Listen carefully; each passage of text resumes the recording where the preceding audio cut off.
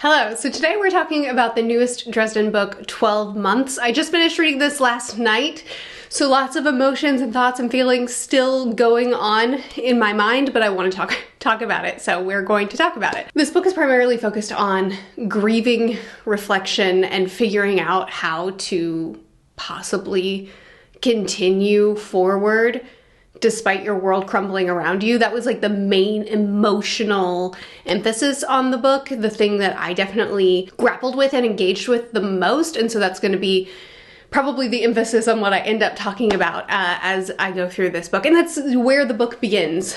Absolutely. Spoilers, obviously.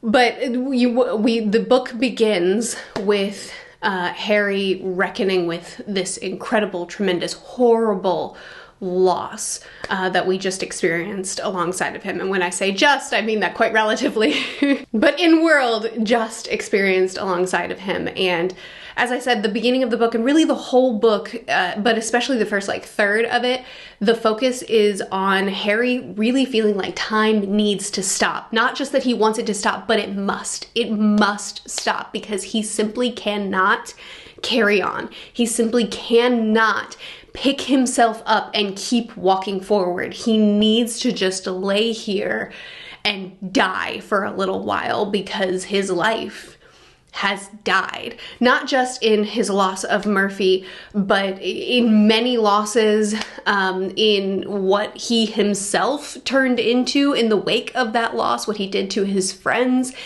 in the way that Chicago is in shambles right now, and so much in losing Thomas as we speak and not really knowing a solution to help him, in so many things that everything feels so broken. But as always, Harry is also taking on so much of that responsibility personally on himself, more so than he really should, but he's taking so much of it on himself, and so he feels so much regret and guilt and pain. And as he's experiencing all this, so many things just keep getting thrown at him. Expectations for him, things that he has to take care of, people that he has to care for, that he wants to take into his castle and make sure are cared for, having to go on his fake dating character arc with Lara, going on these dates, also dealing with that grief, but also dealing with temptation and also dealing with other people and his responsibilities to them,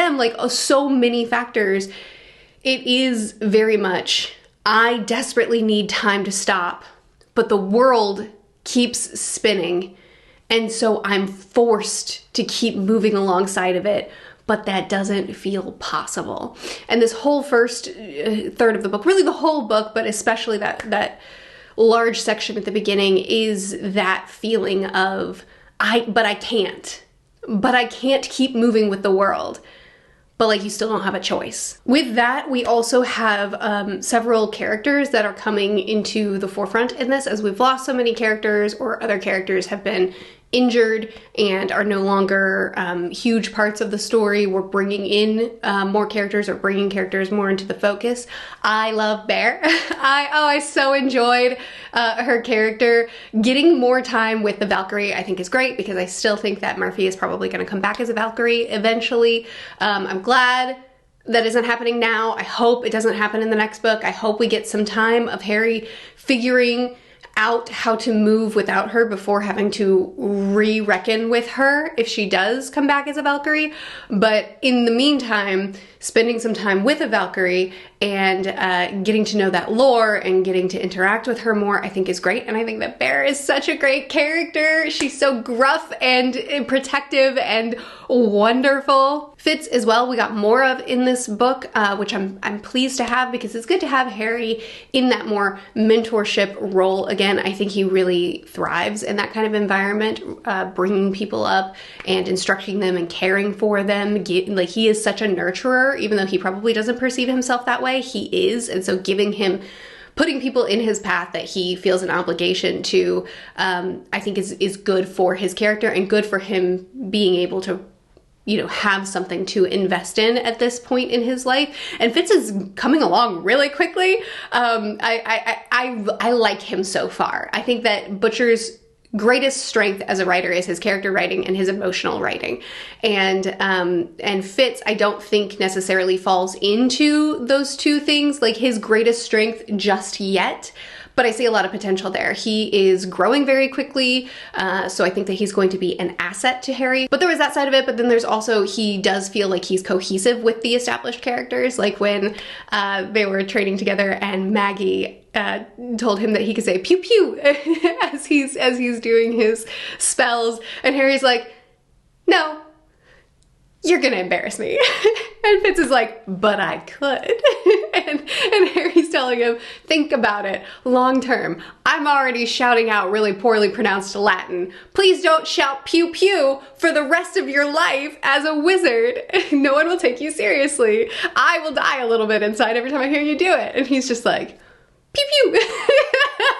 I loved it. Michael, we got a little bit more of him. You know, he's obviously not really in the forefront of the story anymore at this point, but we still got some really great scenes with him kind of gathering everyone together and telling Harry, we're here for you. And anytime Harry needs any sort of emotional reflection or like support or someone to just remind Harry, you're not a monster.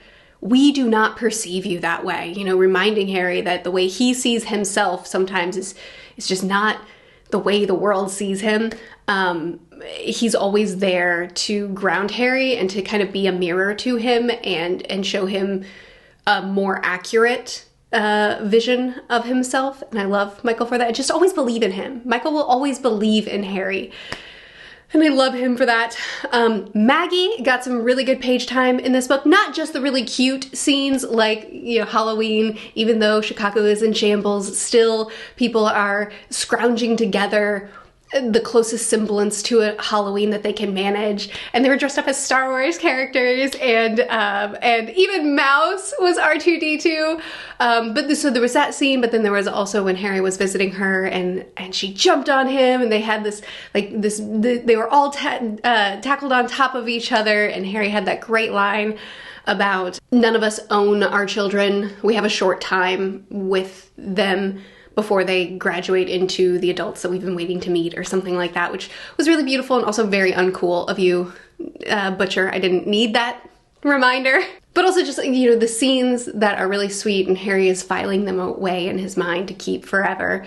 Ultimately, I'm really glad. I'm happy with how we landed. I think Harry is getting far more actively involved in her life. And obviously, I'm sorry, I don't mean to be dismissive. Obviously, there's a lot of reasons why Harry couldn't be as active in her life. It's a very complicated situation, but also he regularly has to be reminded, you need to go visit your daughter. He needs to be reminded by Bear. He needs to be reminded by Michael. You know, he regularly has to be pushed there, and then he's like, oh yeah, I do. And then he's good to her when he's with her. But I'm happy to see him being more active by the end of this book. Lara too, she's obviously been active in the books previous to this, but I really liked her in this book. I don't think I really trusted her going into this book. I didn't trust her. The whole, you know, like forced arrangement, forced engagement plotline is like, okay, this could be interesting conflict, but I don't really want Harry to be pushed into another relationship immediately after Murphy's death. This just feels too soon. It feels too, like he's too vulnerable, and I don't want to like force this, which obviously the plot is forcing it literally. This is being forced, but I don't know, I didn't want the fake dating to turn into actual dating, and I still don't really want that, but Lara got a lot of characterization in this book. I think that they had some great conversations. They had some great heart-to-hearts. They've built a lot of trust with one another. The crazy dynamics of, you know, Harry, of her being a succubus have leveled a little bit more, but now she's very dependent on him, and so it still is very imbalanced between them, but I think we're getting closer to them being more balanced. Again, I'm not saying that like from a shipper perspective, just from the perspective of relationally, they are becoming trusted friends or closer to something like that. I trust her anyway, and I really like her, and I'm excited to see where we go next with her character. So going back to Harry's grief and him processing all that, one thing that he did in this book was that he was summoning a shade who was Murphy, but not Murphy. You know, it had all her memories and all of her all her memories and her tendencies, and like it was Murphy, but it wasn't Murphy. And you know, he's neglecting his sleep. Naturally, Harry, shocker, is neglecting his personal health in his grieving and in his suffering. But he's neglecting his sleep so that he can stay up all night playing Monopoly with this semblance of Murphy, which I thought was a really powerful illustration of a grieving mind a lot of times, like neglecting the present while just recreating the past again and again, and living for those memories because that's what you kind of like cling to as your comfort. But the shade itself had to tell Harry, like, I can't put my hand on your shoulder. I can't actually comfort you. I can't actually be here for you. You need the people in your life to be your comfort right now.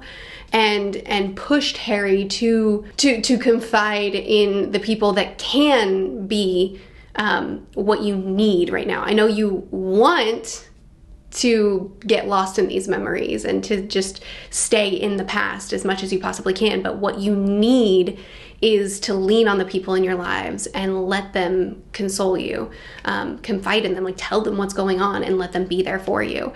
And of course, Bear did so in the most Bear way possible. The man up response was harsh, but very true to Bear's character. Maybe not the way that I would have done it, but very true to Bear. But then also true to the other characters, Michael, Butters, Sonia, when Harry goes to them and apologizes for what he did to them. And he's like, "What? My grieving, what I did ended up hurting you." And Sonia's like, "Yeah, especially me."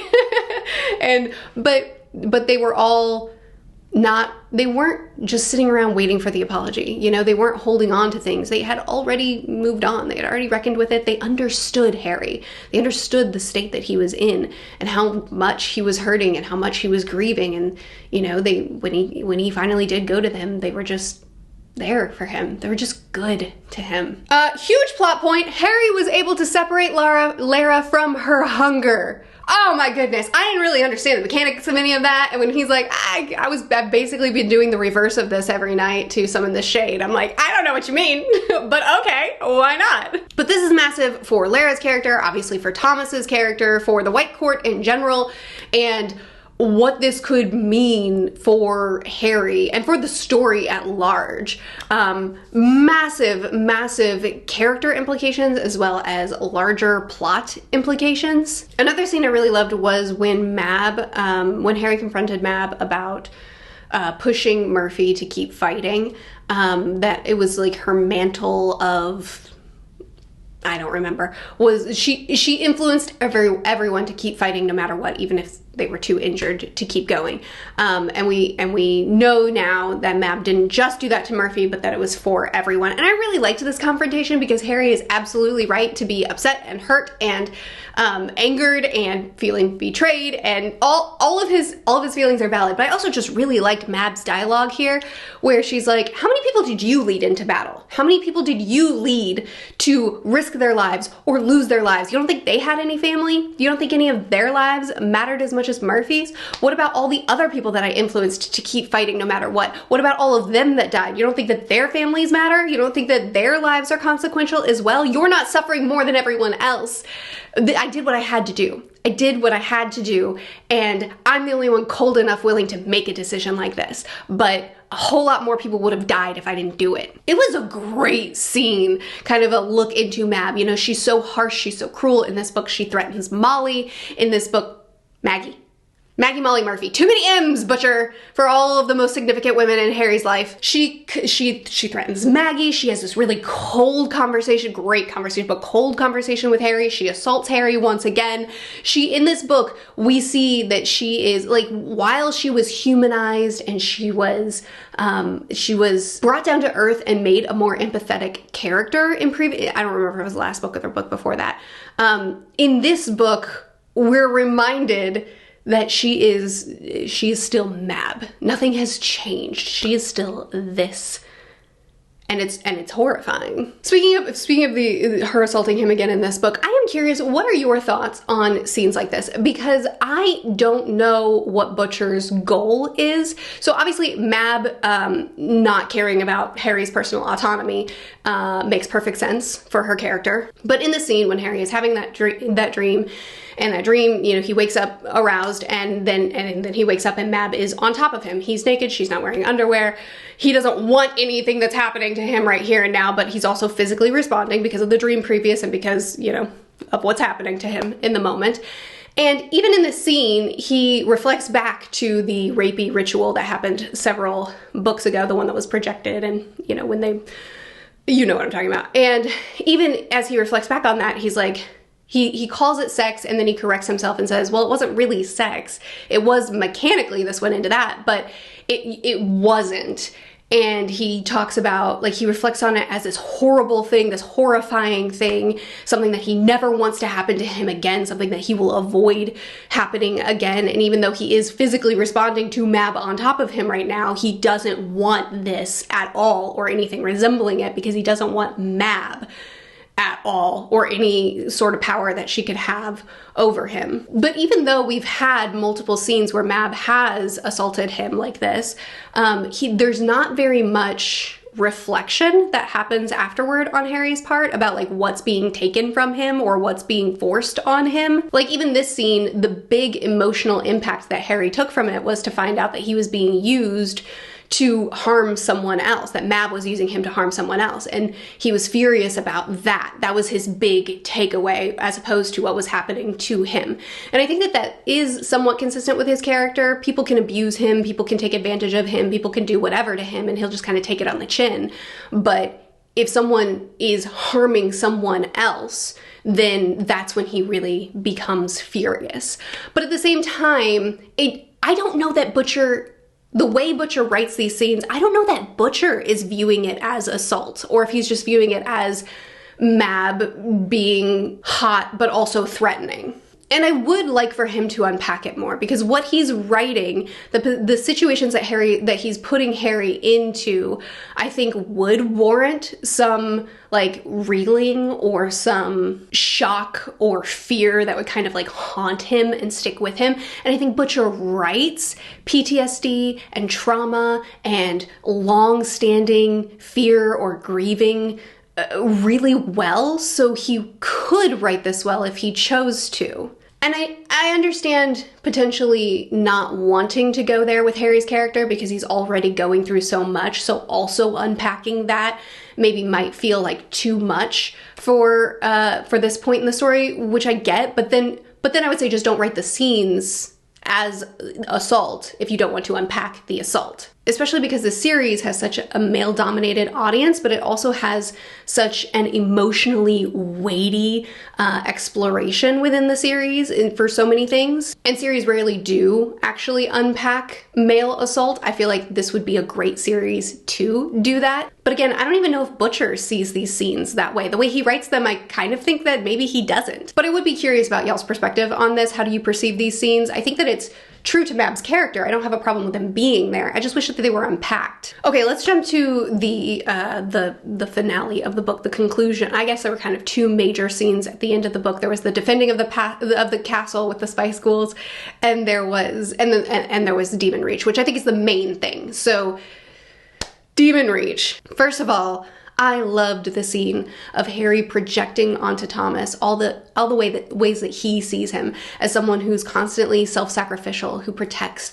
the people around him, who's so good to his daughter, who had such a true, loving, beautiful relationship with the woman that he loved. You know, showing Thomas who he is as he sees him, which I've mentioned is something that regularly people have to do for Harry. And so to see him do that for his brother was really beautiful. But then everything that they went through only for Thomas to then be curled around his child, telling him, if you ever need me, whenever you need me, I will be there, right before the child is snatched up from him and taken away. After everything that he's been through, after everything that he's suffered, to conclude the book on him losing his son on top of everything else, oh, it broke my heart. And then shortly thereafter for him to turn on Harry and tell him, I don't think we need to talk again. You know, putting that on Harry, lashing out. My goodness, did Harry do everything to